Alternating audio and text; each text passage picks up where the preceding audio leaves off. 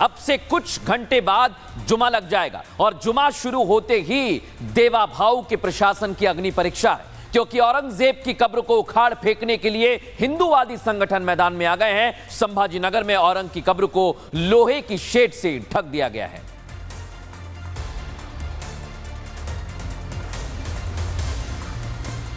और ऐसे में एक बार फिर देवा भाऊ के प्रशासन की अग्नि परीक्षा है। नागपुर को जिस तरह मुगल प्रेमियों ने जलाया, उसके बाद से हर तरफ सुरक्षा कड़ी है और जिस औरंगजेब की कब्र को लेकर पूरे देश में हंगामा मचा हुआ है, उसकी कब्र के बाहर सुरक्षा कड़ी कर दी गई है। लेकिन अब जुमे को देखते हुए सुरक्षा व्यवस्था और ज्यादा सख्त हुई है। छत्रपति संभाजी नगर के खुलताबाद में औरंगजेब की कब्र के चारों तरफ लोहे की बड़ी बड़ी शेड्स और पट्टे लगाए गए हैं। एल्यूमिनियम की चादर से कब्र को पूरी तरह ढक दिया गया है ताकि किसी तरह की कोई गड़बड़ी ना हो।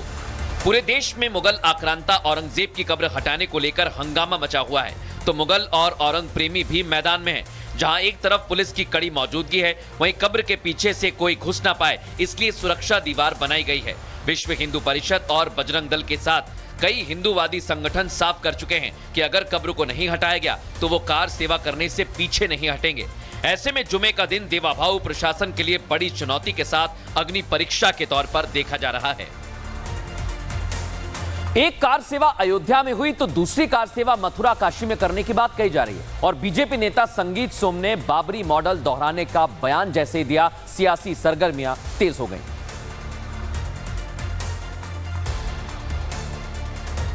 महिमा मंडल होईल तर ते छत्रपती शिवरायांच्या मंदिराचं होईल, औरंगजेबाच्या कबरीचं होणार नाही। अयोध्या में कार सेवा हुई थी, अब एक बार फिर वैसी ही कार सेवा की बातें हो रही हैं।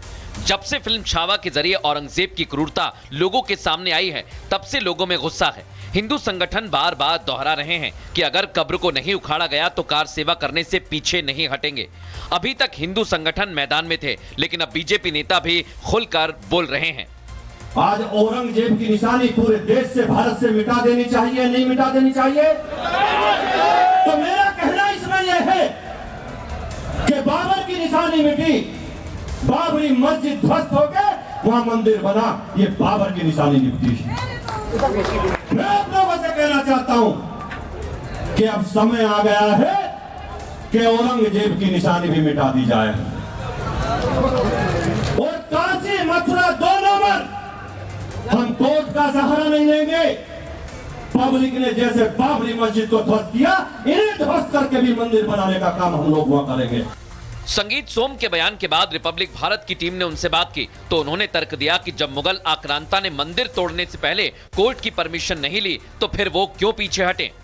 औरंगजेब ने ये सब किया, किसी कोर्ट में मुकदमा चला क्या, किसी कोर्ट की उसने परमिशन ली, तो आज ही हम पे ये पाबंदी क्यों कि ये सब कोर्ट से ही होगा। जिस तरीके से बाबरी गिराकर मंदिर बनाया गया, इसी तरीके से काशी में गिराकर ज्ञानव्यापी गिराकर वहां भगवान शिव का बड़ा मंदिर बनेगा और मथुरा में गिराकर मस्जिद गिराकर वहां मंदिर बनेगा। काशी मथुरा में बाबरी मॉडल दोहराने की बात करने वाले संगीत सोम ने राहुल गांधी से अखिलेश यादव तक पर हमला बोला और बताया कैसे कांग्रेस और सपा की सरकारों ने मुगलों के नाम पर शहर और सड़कें बनवाई। औरंगजेब हजारों लाखों हिंदुओं की हत्या करने वाला था, वो आक्रांता था, वो आतंकी था। अगर कोई उसे अपना हीरो मानता है या कांग्रेस मानती है या समाजवादी मानती है तो वो भी देशद्रोह की श्रेणी में आते हैं, वो भी देशद्रोही हैं। अखिलेश यादव देशद्रोही हैं।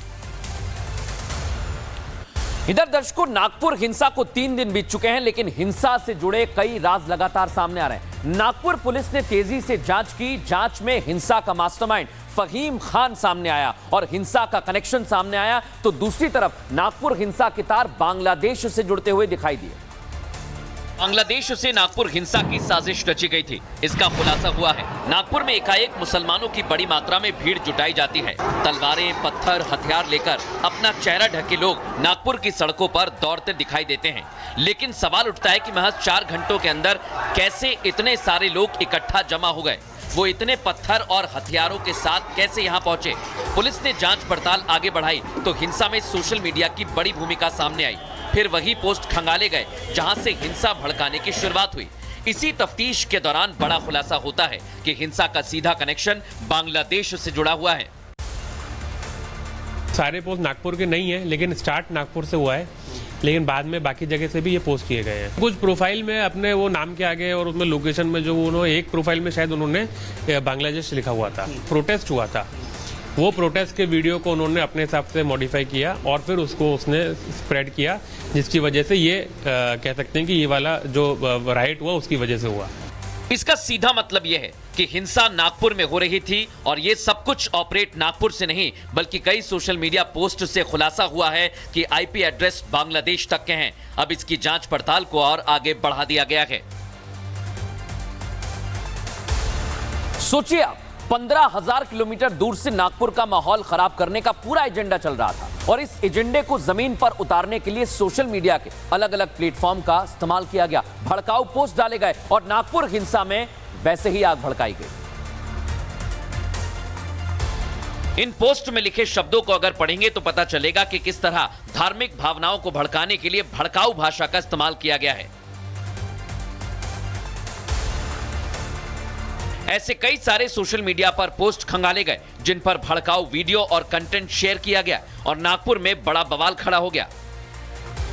NNTV नाम के इस पेज पर कई सारे ऐसे पोस्ट मिले हैं जिनमें तलवार लेकर सड़क पर घूम रहे लोगों को बेकसूर बताया जा रहा है। ठीक इसी तरह इस पोस्ट में पुलिस प्रशासन की कार्रवाई पर सवाल उठाए जा रहे हैं। हिंदुओं के प्रदर्शन को गलत और मुसलमानों ने जो हिंसा भड़काई उसे सही बताकर भड़काने का काम किया गया। इन्हीं पोस्ट में पुलिस को एक पोस्ट ऐसा भी दिखा जो कि बांग्लादेश के आईपी एड्रेस से ही पोस्ट किया गया, जिसमें साफ धमकी दी गई कि अगर अगली बार हिंदुओं की महिलाओं को उनके घरों से उठाएंगे, आग लगाएंगे।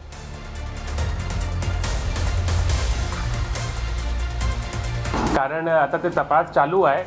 जर ते त्यांची प्रोफाईलमध्ये कोणी कंट्रीचं नाम लिहिलं आहे तर ते जिन्युइन आहे की चुकीचं आहे ते काय ते आम्ही तपास करतो। यामध्ये आता जे FIR काल दाखल केलेली आहे, पण त्यांनी जे व्हिडिओ तयार केला आणि त्यांनी जे सोशल मीडियावर स्प्रेड होता, नंतर त्यांच्या मोबाईलवरून ते डिलीट करण्याची प्रक्रिया आहे। तर ते ऐसा नहीं है। इस तरह के पोस्ट कर नागपुर में लगी चिंगारी को आग का रूप दिया गया। इसलिए महाराष्ट्र साइबर सेल लगातार सोशल मीडिया प्लेटफॉर्म्स पर नजर रख रहा है। अभी तक 144 ऐसे लिंक पाए गए हैं जिनमें दंगों का जिक्र है। इनमें 37 लिंक को डिलीट कर दिया गया है। पुलिस को 172 ऐसे वीडियोस भी मिले हैं जो अफवाह फैलाने के एजेंडे में जुटे हुए थे, मुसलमानों को उकसाने के उद्देश्य से बनाए गए थे। इन पर भी पुलिस एक्शन ले रही है। पुलिस का एक्शन जारी है। सोशल मीडिया से हिंसा भड़की, इस पर जांच की जा रही है। भड़काऊ पोस्ट करने वालों पर नागपुर पुलिस कार्रवाई भी कर रही है। भड़काऊ वीडियो पोस्ट करने वाले 34 लोगों पर FIR दर्ज की। बांग्लादेश से ये सारे फेसबुक चैनल ऑपरेट किए जा रहे थे, इनकी पहचान कर ली गई है। नागपुर में बड़े पैमाने पर दंगे भड़काने की धमकी दी गई। अकाउंट चलाने वाला व्यक्ति बांग्लादेश का रहने वाला है और साइबर सेल ने फेसबुक से अकाउंट को ब्लॉक करने का अनुरोध किया है। सोशल मीडिया पर नफरत फैलाने वाले अभी भी एक्टिव हैं।